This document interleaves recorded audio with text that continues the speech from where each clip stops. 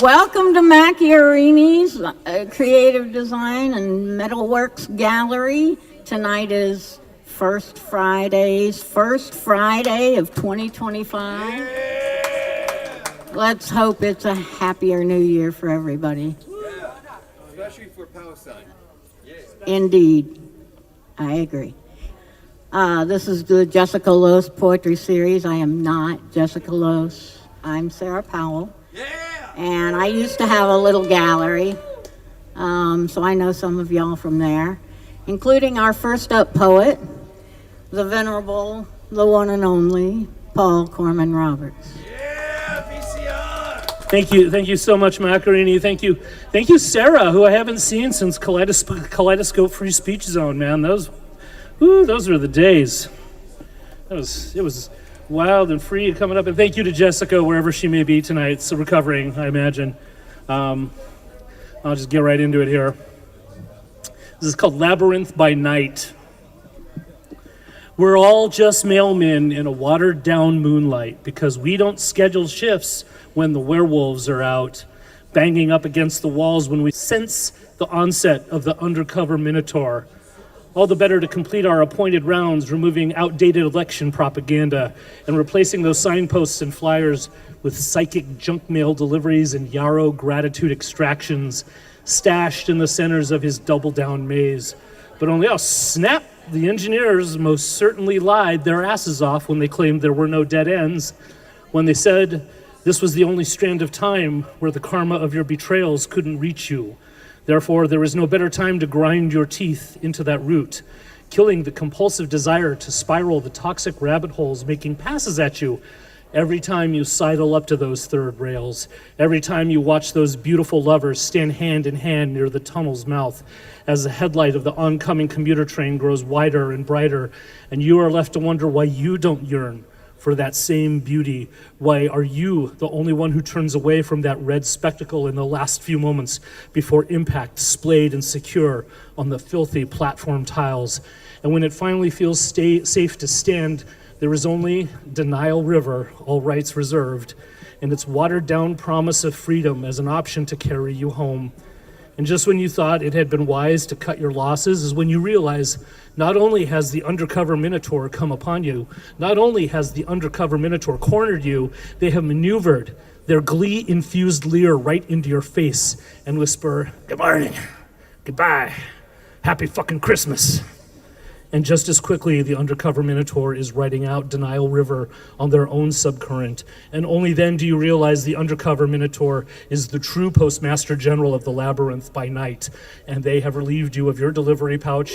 And you are surprised that this is not as disappointing as you had imagined, even as you pick your jaw up off the asphalt, inserting and locking it back into place as you still stare wordlessly after where the true Postmaster General faded into the shadows, your sweat-drenched body drying out in what little starlight and watered-down moonlight is left to you on this wolfless night. I have books for sale. I'm a desperate poet. I'm selling books here. My full-length Bone Moon Palace from Black Lawrence Press, a graphic chapbook, The Sincere, collaboration with Ray Swaney. If any of this sounds appealing to you, come check it out. I've never known a dead end. One, we are the scavenger hunt, the marsupial swim crawling upstream over the surface of the reeds at the end of the lane before the pit bulls get their daily hour of yard time. We play dead because we are not fast. Two, I have found freedom in surrendering to my power, whether it be higher or lower. I've surrendered reading the room in favor of letting the current carry me to the place of most resistance. This is where I found the marsupial, eyes closed, but not really.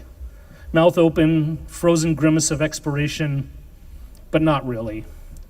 They pass secret notes which tell me this is the best way to interpret the Perseids, and the message is hidden in their fading tail traces. Nothing is dead in here. 3, we move when we move, and we are moved when we don't. All the light landing on our membranes, all of it filtered by the chrysalids left over, our eyes and lids by last evening's labors, by last evening's upholsterers who do their best work by the light of meteor showers. Thank you, thank you. Just a couple more, It's a long list tonight, I understand. Pre-game. I know, if I simply apply a little more elbow grease, a little more Cabernet Select for the intellect, I should just be able to power through this hiccup in my motivational get up and go. Sure, maybe I haven't been able to get more than 4 hours of sleep every night. What with all the obligations I've stacked like a skyscraper of unread books on a bedstand, which looks more like the electric fenced-off perimeter of a high-tech Silicon Valley campus surrounding all my revenue streams and available time. Let me grind out this explicitly detailed critique policy that, if employed properly, will give cover and reassurance to all participants in my writing workshops, assuming I can explain to the youth writers what meaning layered inside of wordplay means exactly. And speaking of youth writers, this would be a great time to review all their creative output in every one of their 12 writing journals I had to cram and bend next to my huge, slow, outdated laptop. And is that just the faintest twinge of something overheating I smell? But if I want them to share out, I need to bribe them. So maybe stop real quick at the CVS to pick up a bunch of small and hopefully discounted stuffies so they at least stay in line. Wait, what meeting this weekend? Oh, hell, I forgot to schedule that Zoom with my student who had the family emergency and needed to reschedule 4 weeks later, but somehow it got lost between now and then. Wait, what do you mean there's an error in my upload? I know I'm supposed to fix the error, but what if none of the data fields are demarcated as incorrect? How can I fix what I don't know how to fix? Oh, right, yes. Just a little bit of that old elbow grease. That's all we need. Just to get through today. I can always shop for a therapist tomorrow.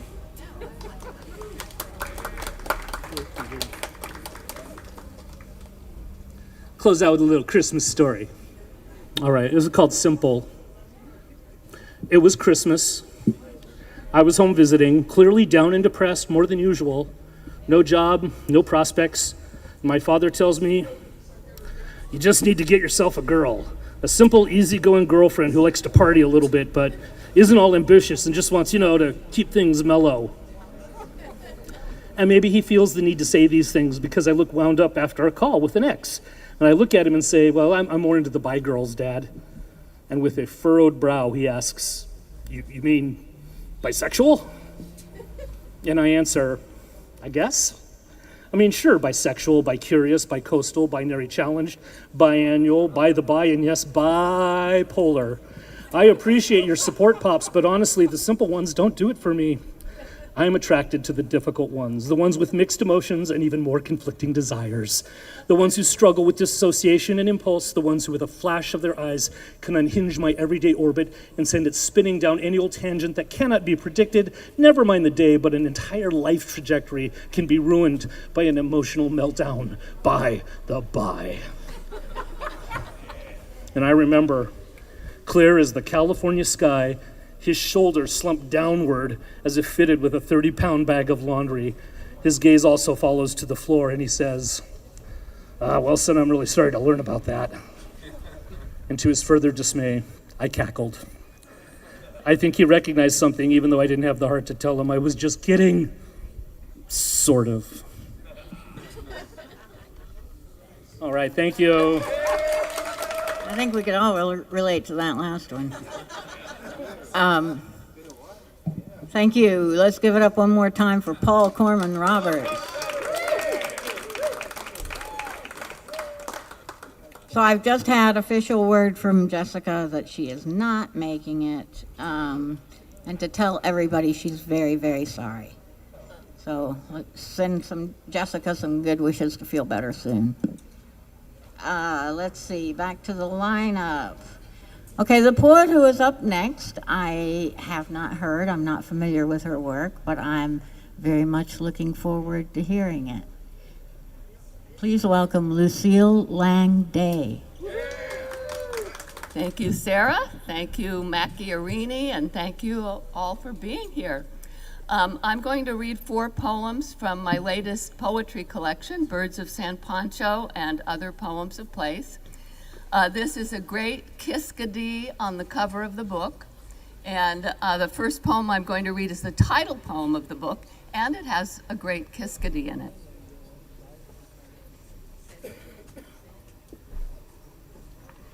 So this is Birds of San Pancho, and this takes place in the state of Nayarit, Mexico. A great kiskadee sits on the casa wall, belting its exuberant song above the dusty cobblestone street.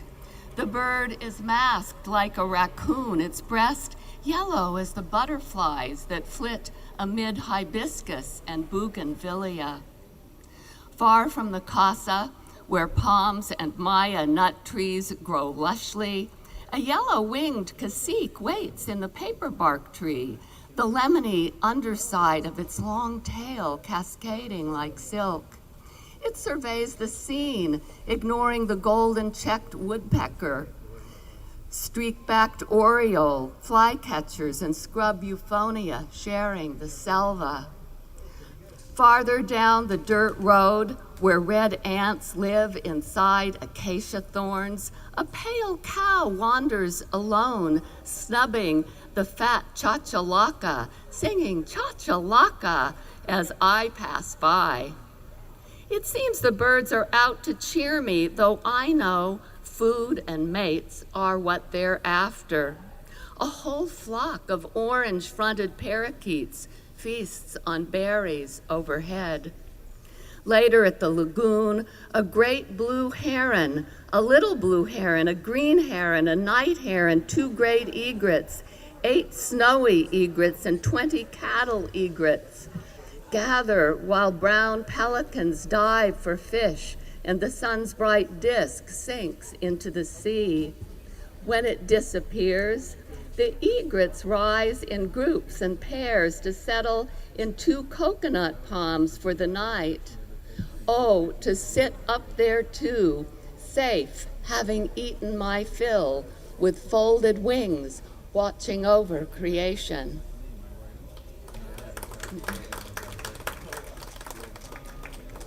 Thank you, and like Paul, I have copies of the book with me if anyone is interested.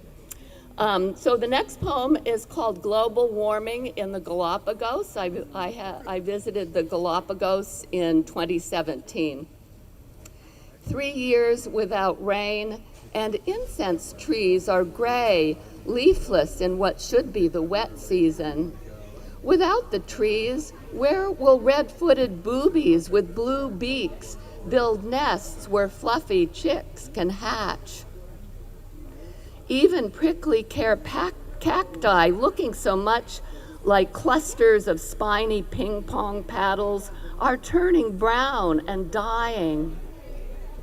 What will happen to iguanas that eat the cacti and lava lizards that nibble lice from the iguanas' necks and backs? A warming sea also brings El Nino, with too much rain flooding overheated currents, where penguins can't find fish, and beaches so hot that green turtle eggs can't hatch. When iguanas can no longer regulate their body temperature, giant tortoises and blue-footed boobies will gather like refugees and strike out for cooler land. And the sad truth there is that when the Galapagos Islands get too hot for these animals, there very likely will not be a cooler, more hospitable place where they can go. And so,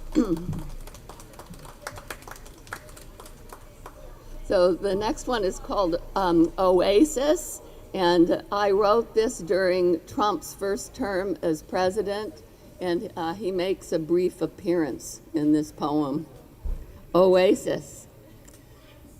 At an oasis deep in my left temporal lobe, I encounter my soul just before it leaves the party at 33,000 feet, where the dead do as they please, and time is a circular target.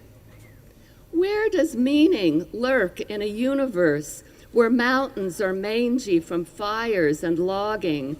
The president brags about forcing himself on women, and marksmen take aim. In the heart of a hummingbird, beating more than 1,000 times each minute during a rapid dive in a high-speed chase, while outside a bright theater, night ripens like an avocado and a gunman decides not to shoot after all because consciousness is a moth that finally got in.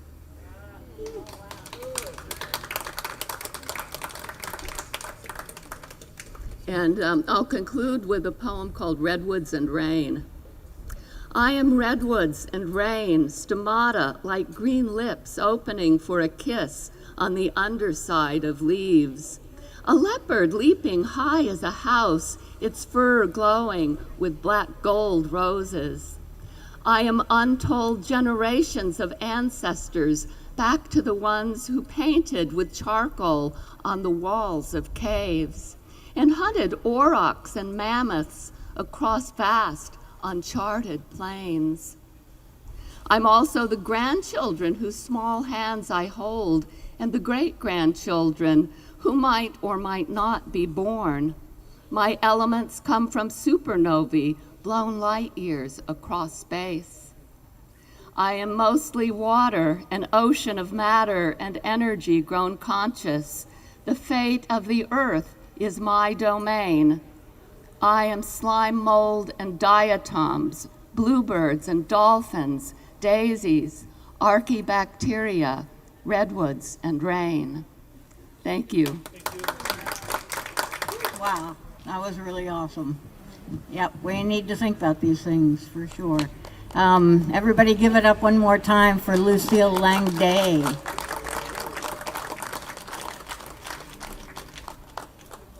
And I forgot a little earlier when I opened it to be not just not Jessica, but also not Dan. So I am also not Dan Macchiarini.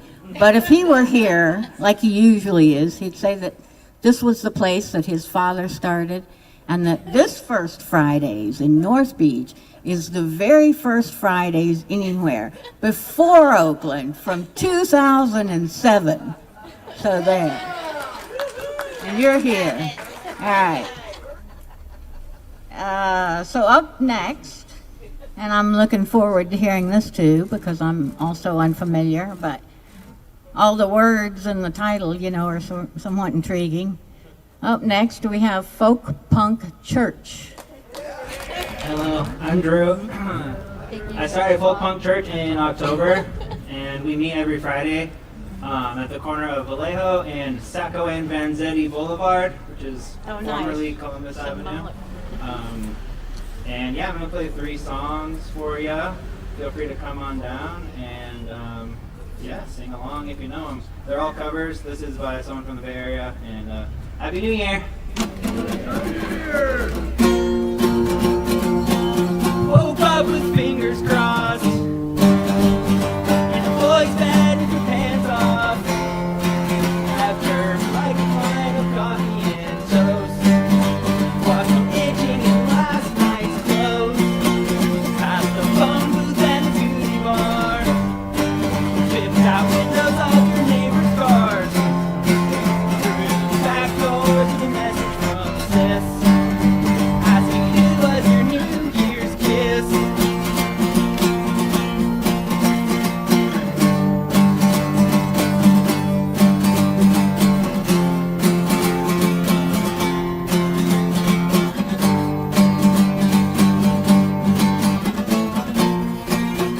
Took the afternoon sleeping off.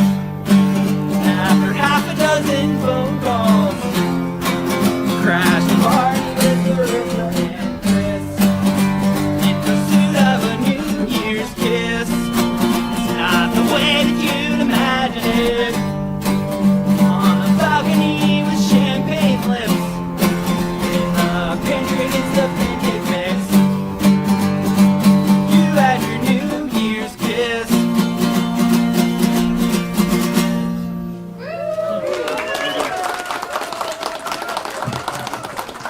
Last month I played an entire album by someone named Pat the Bunny in Oakland, and this is a song off that album. It's called Run From What's Comfortable. That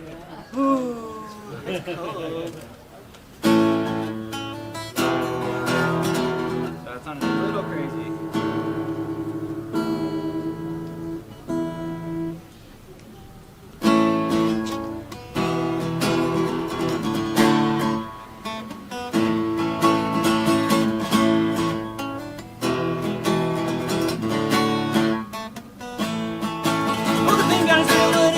just pray for what we don't want. Reverse theology. I'll pray for freedom, cause no matter how much I tell you I want it, I'm still getting led around by a cigarette. Or anger, or fear, take your pick. I don't give a shit. And I wish it weren't true, but to get free we have to start with what's true, I think. And if I have to tell you that what's real is terrible, maybe you're in the wrong place. And if I have to tell you that what's true is terrible, maybe you're in the wrong place.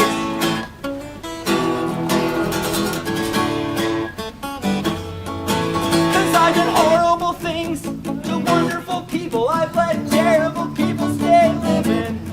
I looked my family in the eye and told them, leave me to die, or I'll make you sorry you didn't. Stolen from people who didn't deserve it. I've not helped people who did. I turned away when I knew I'd made a mistake, instead of dealing with it. I've wasted good chances I've had in this life that other people won't even get. I put off setting things right with Joshy, and now he's dead.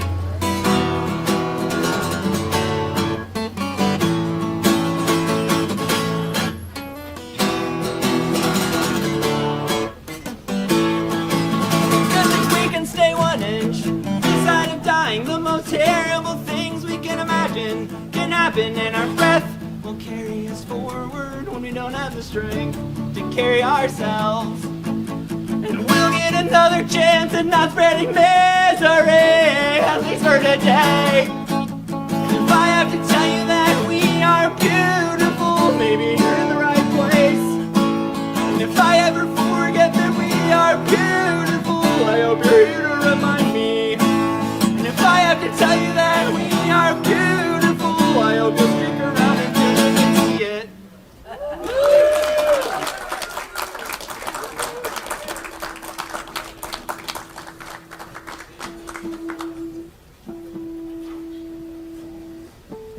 Alright, folk punk means your guitar has to be out of tune. I got one more. Maybe you know this one. If you do, please feel free to sing along. It is called Understand Your Man. It's by Taking Back Sunday, and it goes, don't call my name out your window when I'm leaving. I won't even turn my head. Don't send your kid home to give me no talking. Only on what I said. And you keep saying those same old things that you've been saying all along. Lay there in your bed and keep your mouth shut till I'm gone. Don't give me that old familiar crying, cussing load. Just understand your man. Try to play your mouth and understand your man. You can give my other suit to the Salvation Army and everything else I'm behind.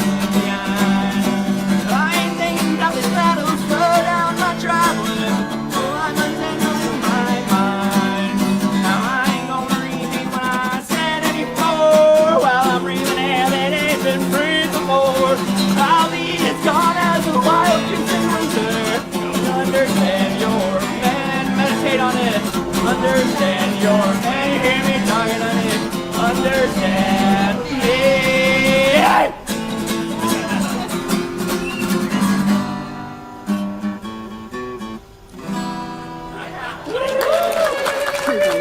Oh, that was cool.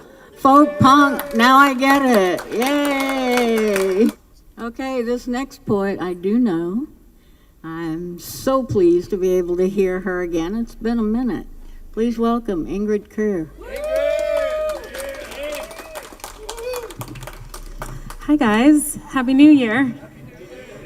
I'm going to read some poems from a book that I'm working on, and it is about interdimensional love. Star crossings. Between portals, our painting is in process, past life inserted to present life. We dance on the turret, the links of your chainmail, the final decree snagged across stone. Give me the sip of your lips, caress my curves, The moon half here, half there, her lip slips into the onyx sky. I thread our connection, the frayed edge through a needle's eye. A slow approach, a walk, a crawl, a prayer. This craving, this never-ending thirst. On the 13-hour flight home from Auckland, I ponder all the ways to touch you. Tuned like a satellite, messages emanate across the sky. I want to believe in star crossings. I keep you tucked away like a handwritten love letter. Sparks flicker and sizzle, this yearning, ancient, familiar. Quietly protective of our connection. Magic spells, pleated tartan on the altar, like that luminous Irish watercolor, exhibited for only 2 hours per week. The meeting on the turret stairs. Remembering starts with the eyes, I dream. No, it starts with the mouth, you whisper. Then let me taste you through the next millennia, stardust on my tongue.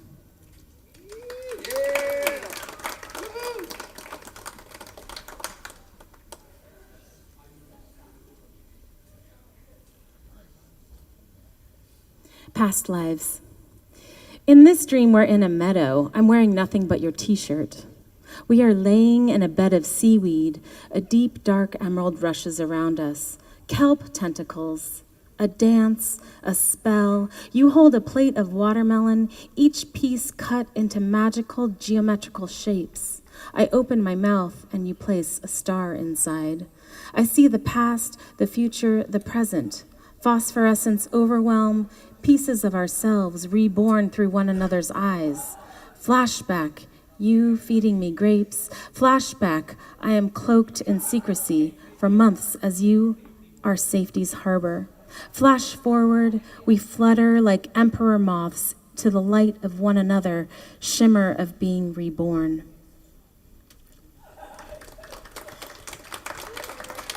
So my dad is Scottish. He's first generation Scottish, and so I'm Scottish and Irish. And there's a saying in Scotland that's called "fire in the head," which means you're doing a shamanic journey. So a journey is you go into the dream time. And so this poem is called "Fire in the Head." I won a contest recently in Ireland for Samhain, which is spelled Samhain, but it's Samhain, and it's the start of the Celtic New Year. Fire in the head. At first, it's a simple whisper, almost inaudible to the ear, like the hum of the satellite, floating between the stars, the call that awakens you nightly at 4:33 a.m., one that begs you to come back. Return to the bonniest land, don't be feared. You can hear them, the female voices, their songs of loss keening in the dark, visions of octopus phalanges spread wide, Medusa's misinterpreted glow. A requiem for the trials, a caress for the ancestors, a psalm of remembrance.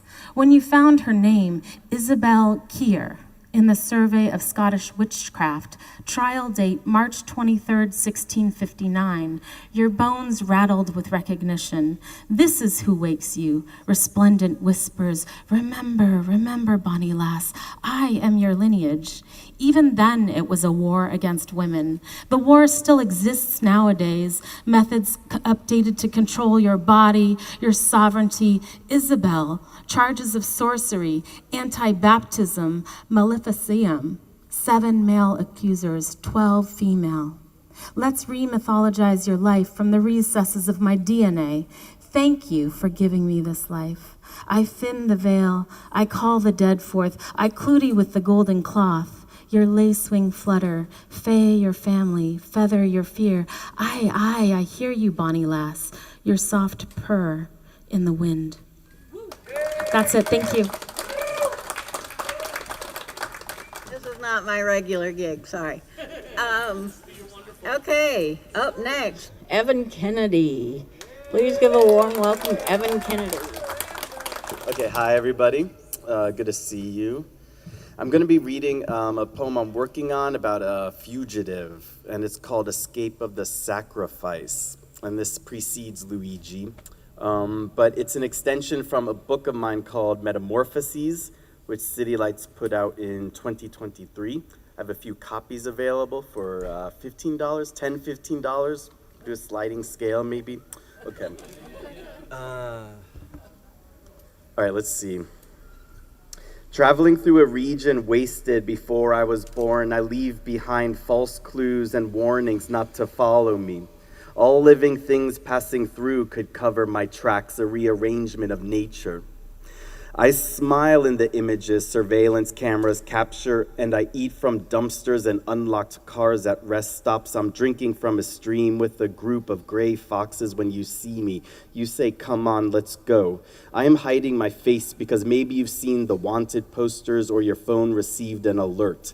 I sense you recognize me, but you don't look like someone who'd hunt a fugitive, but you don't look like someone who'd help either. And to tell you the truth, you don't even look human. You say, "Come on, let's go." I have no choice. You're in a good mood while dressing me. When I see my reflection in a gas station window, the place is abandoned. I laugh. Oh, I get it now. It's a horrible or ingenious disguise. You have dressed me in America's death getup. A tri-cornered hat, George Washington's, some boxing gloves, Jack Johnson's, a conical bra, Madonna's, a long coat, John Brown's, peanut butter smeared on me, Iggy Pop's, some ruby shoes, Judy Garland's, no, wait, they're Judy Garland's doubles, a lambskin jacket, Charles Lindbergh's, with vaudeville makeup, false eyelashes, plastic vampire teeth, and blood running down the corners of my mouth. It's Janet Leigh's in Psycho. You walk me to a rowboat on the bank of a river. Here's the boat, where's the passenger? I say, huh? You say, "Come on, get in." I think I hear dogs or sirens in the distance. My heart sinks and I commit to an escape with you and step in. We push off and head down river, though I had the idea of getting to the other side. It was like crossing my own Delaware by myself. I lean against the helm, a good fit, though I can't see the scenery approach. I can't keep watch, but by now it sounds like the search party lost me. My surroundings emerge from the periphery, then recede. You say, "What do you want to hear?" I say, "You can pick the music. I'm tired of my playlist." I say, "Play Frank Hutchison's Stack o' Lee." Then I see on you the woolly cowboy chaps made from something like a shaggy white buffalo, and the white hat he wore while yodeling to the same picking pattern he created for songs about passengers on a hellbound train and failed love. In those pictures while wearing those chaps, you hold a poodle. You have a vacant, dumb look, not aware you should be posing. It's endearing in a sense. I need to get a good look at you. Let me take off these Ray-Bans, Bob Dylan's, these glasses, Walt Whitman's, this visor, John Glenn's, this bandage blind Willie McTell's. I don't care who they are, I just want to see you.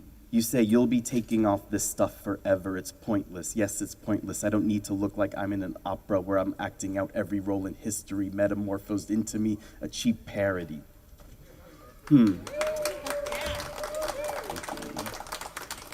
How about you take me to the place where the Titanic, that great ship, went down, or take me to the place where engine 143 crashed, or take me to where the old 97 wrecked going 90 miles an hour, or take me to the place where John Henry dropped dead against a steel drill. I'm from a place where they put traffic cones on self-driving cars.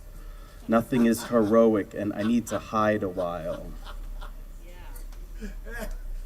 We pull up to a shore in front of a convenience store. You're dressed in black, a teenage girl. We're in a group with 3 others also in black, and you pull a gun. I can't tell if it's real, and you tie back your hair and put on a ski mask and walk in. I'm staying outside. Maybe I'm the getaway driver, but there's no car parked anywhere. The store is so strongly lit it's blinding with its bright drinks and candy. The guy behind the counter holds up his hands. He's behind glass but mustn't think it's very strong if he's this scared. You say, "Give us your cash." I'm not used to you sounding like that, and the other girls say, "Or we'll shoot."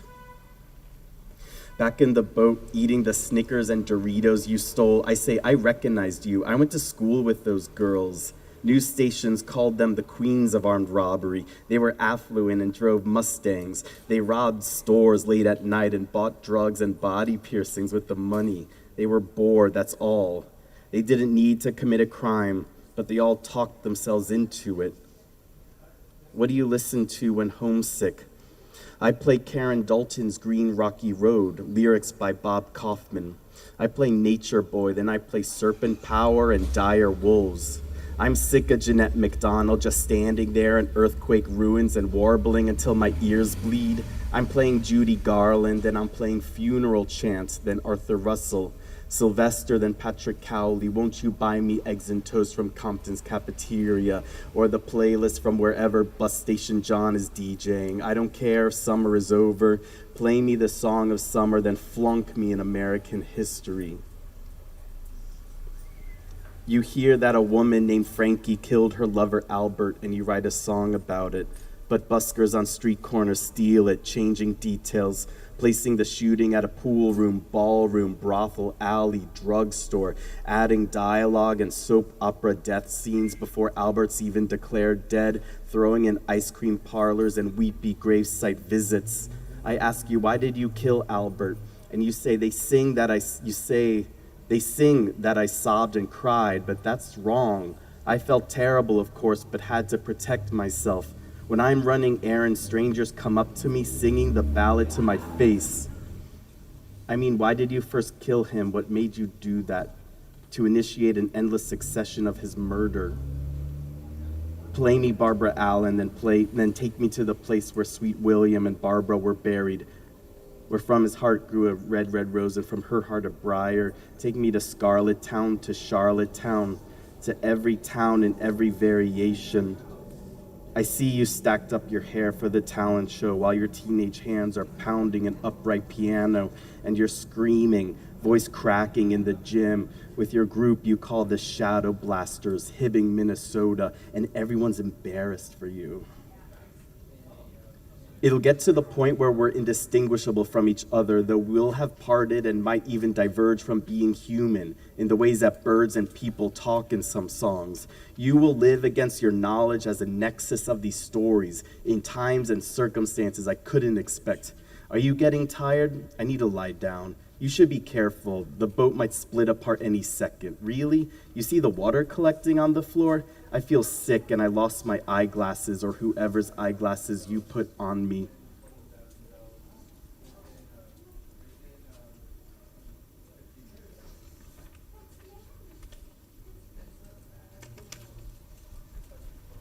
Then I was walking when it was dark, middle of night, walking along the shore.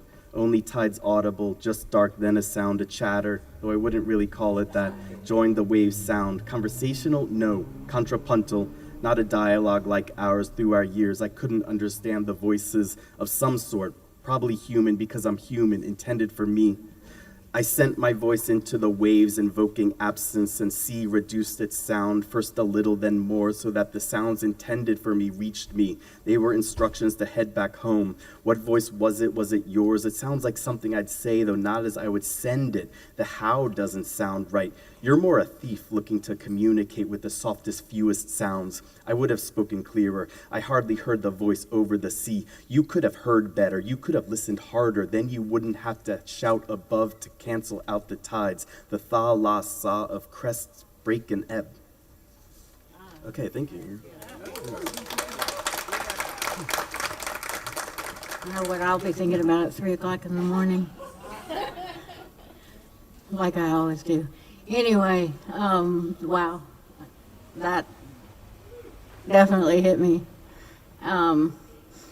Okay, we are going to finish up with some music, but before that, I have, since Jessica's not here to read a poem, I have taken up Aggie Falk's generous offer to read Walt Whitman's New Year poem. So please welcome Aggie, and then we'll close out with Mike Dingle. Well, instead of Walt Whitman's news poem, I read Lord Alfred Tennyson's, which I have read all my life. And it's not New Year's Eve, but it goes anytime. So imagine it's New Year's Eve. It's now 12 o'clock. Ring out wild bells to the wild sky, the flying cloud, the frosty light, the year is dying in the night. Ring out wild bells and let him die. Ring out the old Ring in the new, ring happy bells across the snow. The year is going, let him go. Ring out the false, ring in the true. Ring out the grief that saps the mind. For those that there, here we see no more. Ring out the feud of rich and poor. Ring in redress to all mankind. Ring out a slowly dying cause. An ancient forms of party strife. Ring in the noble models of life with sweeter manners, pure laws. Ring out the want, the care, the sin, the faithless coldness of the times. Ring out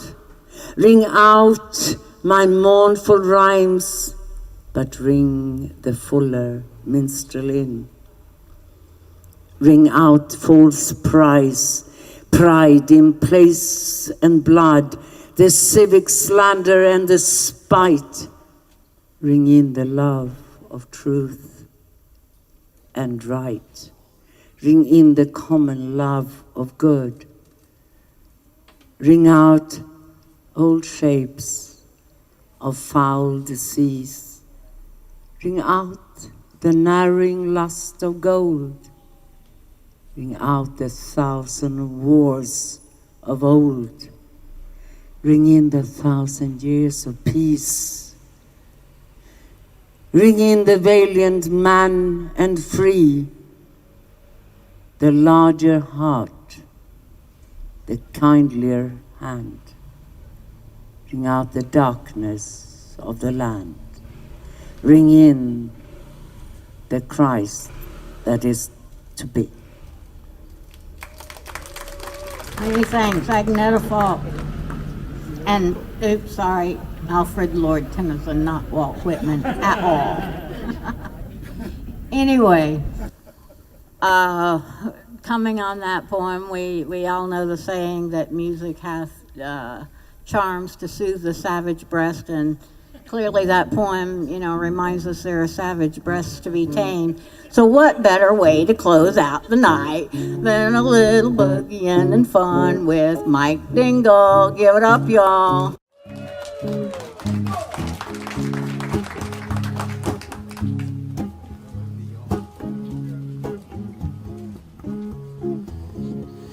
It's coming from a hole in the air, like those nights in Tiananmen Square. It's coming from the feel that this ain't exactly real, or it's real, but it ain't exactly there. From the wars against disorder, the sirens night and day, from the fires of the homeless, the ashes of the gay, democracy is coming to the USA.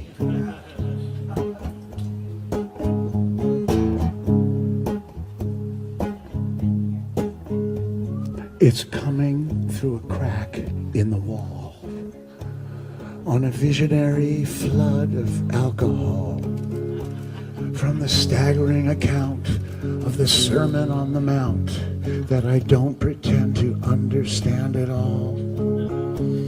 It's coming from the silence at the dock of the bay, from the bold, the battered heart of Chevrolet. Democracy is coming to the USA.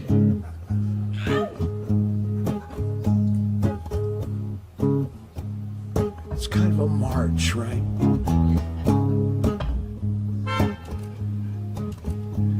It's coming from the sorrow in the street, the sacred places where the holy meet, from the fundamental bitchin' that goes down in every kitchen to determine who will serve or who will eat. It's coming like the tidal wave across the lunar sway. Oh, for the desert here that prayed for the desert and the desert far away. Democracy is coming to the USA. sail on, almighty ship of state, to the shores of need, past the reefs of greed, through the squalls of hate. Sail on, sail on, sail on, sail on.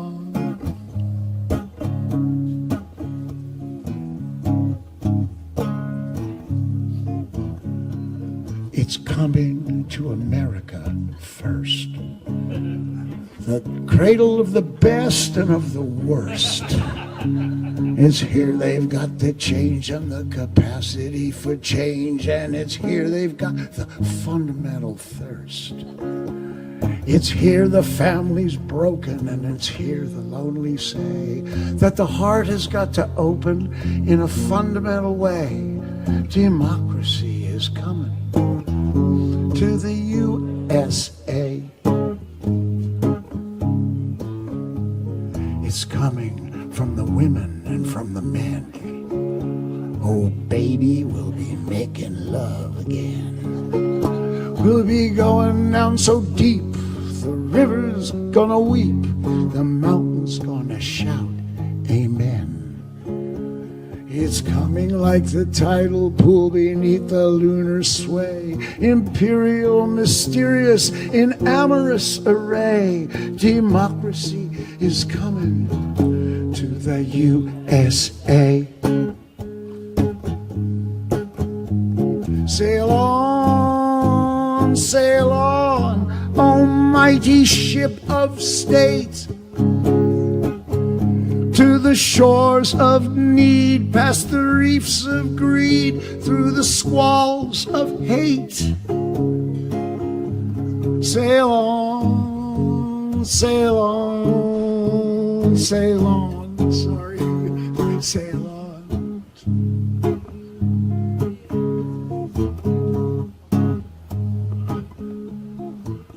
I'm sentimental, if you know what I mean.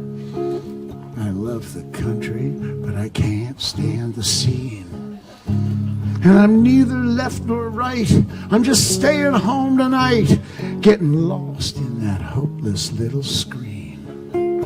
But I'm stubborn as those garbage bags that time cannot decay. I'm junk, but I'm still holding up my little wild bouquet. Democracy is coming to the USA. Democracy is coming to the USA.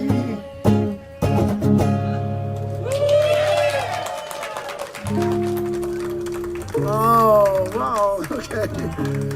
I was going to do one for the little people. It's a poem by Shel Silverstein, but they went home, but I'll do it anyway for you.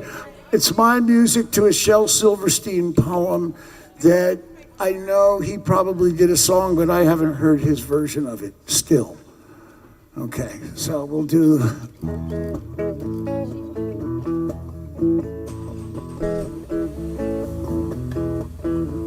Sara, Cynthia, Sylvia Stout would not take the garbage out. She scoured the pots and scraped the pans, canned the hams and spiced the yams, and though her daddy would scream and shout, she simply would not take the garbage out. And so it piled up to the ceiling, coffee grounds, potato peelings, brown bananas, rotten peas, chunks of sour cottage cheese. It filled the can, it covered the floor, it raised the roof and blocked the door. With bacon rinds and chicken bones, drippy ends of ice cream cones, prune pits, peach pits, orange peels, gloppy lumps of cold oatmeal, pizza crusts and withered greens, soggy beans and tangerines, crust of blackburn buttered toast, gristly bits of beefy roast. The garbage rolled on down the hall and raised the roof and broke the wall. Greasy napkins, cookie crumbs, gobs of gooey bubble gum, cellophane from green bologna, rubbery, blubbery macaroni, peanut butter, caked and dry, curdled milk and crusted pie, moldy melon, dried up mustard, eggshell mixed with lemon custard, cold red fries and breads and meat, yellow lumps of people green, and last the garbage got so high, finally touched the sky. All the neighbors moved away, and none of her friends would come and play. So finally, Sarah Cynthia Stout said, okay, I'll take the garbage out. But then, of course, it was too late. The garbage reached across the state from New York to the Golden Gate, and there in the garbage she did hate. Poor Sarah met an awful fate that I cannot right now relate, because the hour is much too late, Paul. So children, remember Sarah Stout, and always take the garbage out. And I'll do one more. I could go on for a while, but here's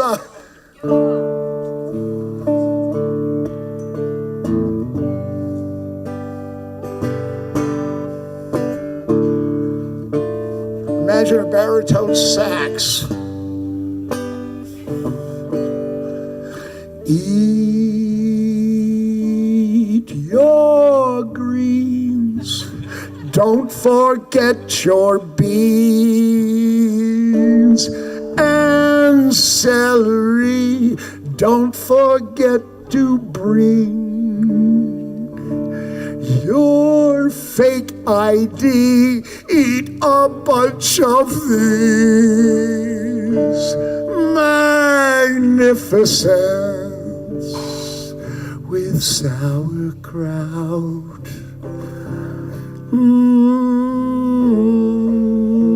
Sauerkraut. Eat a grape, a fig, a crumpet too. You'll pump 'em right through.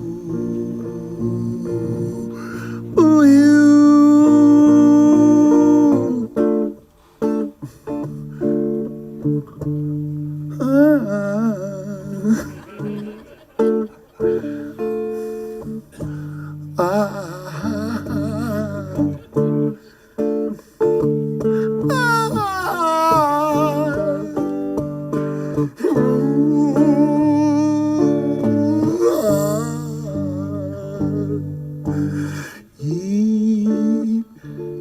Your shoes, don't forget the strings, and socks, even eat the box. You bought 'em in, you can eat the truck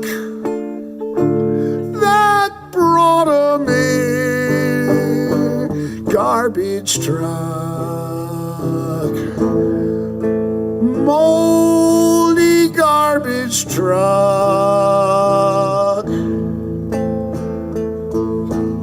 Eat the truck and driver and his gloves.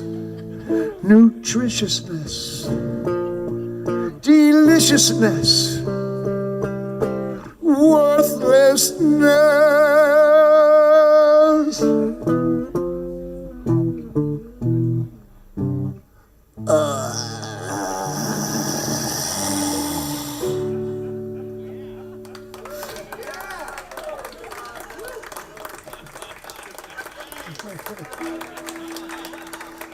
Is that enough? Perfect close. Okay, that's Frank Zappa in case Aggie knew that. I know that. Thank you very much, Macchiarini Creative Design.